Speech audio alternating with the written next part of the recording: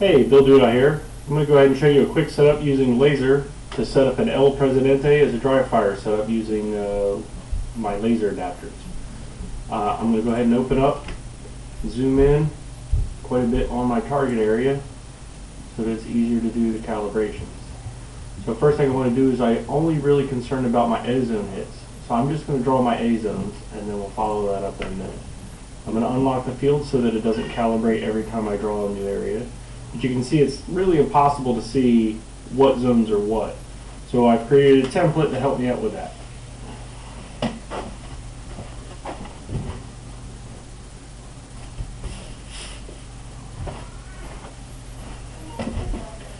So using my template, I'm going to go ahead and draw a box over top inside of my A zone. And then I'm going to move my template.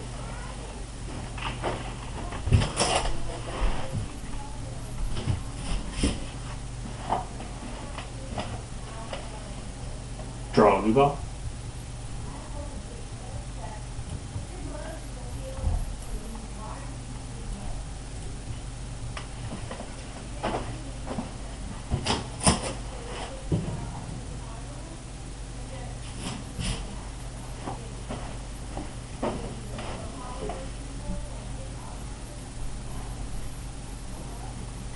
Now you can see on this target, I'm a little bit sideways because of its angled away from the camera, so I got a little bit of an oblique on it. So I'm going to go ahead and just tilt it a little bit to fill that box a little better.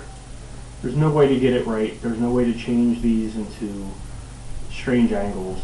So the only way that you can do it is just kind of tilt it a little bit. Alright, remove my template.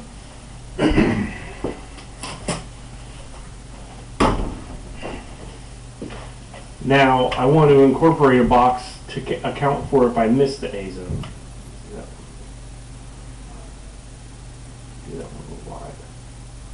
So if I want to incorporate the A zone, or incorporate a shot afterwards, I'm going to draw another box just as a miss area. Now this box is over top of the other box, and intuitively I thought that whatever was over top of would be counted first. But the way the laser system works is whatever's drawn first is counted first. Let's see all that in just a minute when I go ahead and shoot at it. So these are all going to be considered miss areas for me because I'm trying to get A zone hits. I'm going to zoom out a bit here, and I'll use my blue bullet sticker down here in the bottom as my start-stop indicator. And then I'm going to go ahead and lock it. Now what it's doing now is evaluating each area, each zone I've drawn, so that when it sees a laser hit, it knows where the differences are and can account for my shots. So it's all locked up and ready to start, but you can see my start-stop down here didn't activate. So I'll go into settings, and I'll take target 7. I'll give it a special purpose of clearing continue shooting. When I close that, that's what it's going to count that area as now. Anytime a shot happens there, it's going to reset my timer.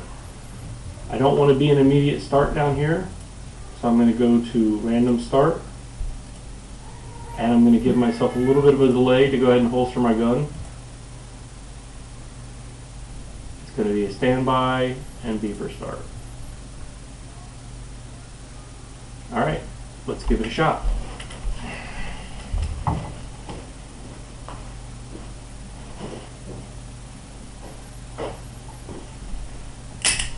Stand by.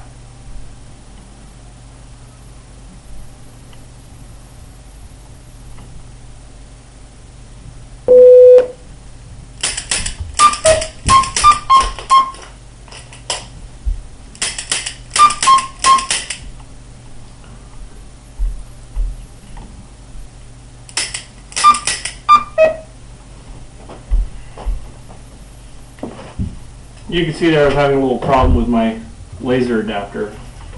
I got all 12 of my hits. All of them are in either 1, 2, or 3, so that means I didn't get any in 4, 5, or 6. So you see, even though we drew over top of it, intuitively would think the top one counts first, but really it's whatever's drawn first. And that's how I set up El Presidente. What you can do when you're done is go into the save setup, go ahead and save it,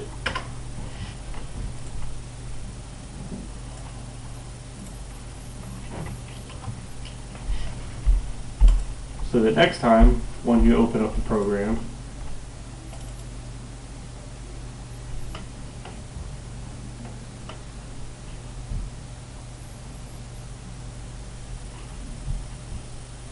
if you haven't moved your targets, or like me, you've marked the wall where the targets are supposed to be for whichever classifier, you can load whatever classifier, hit done.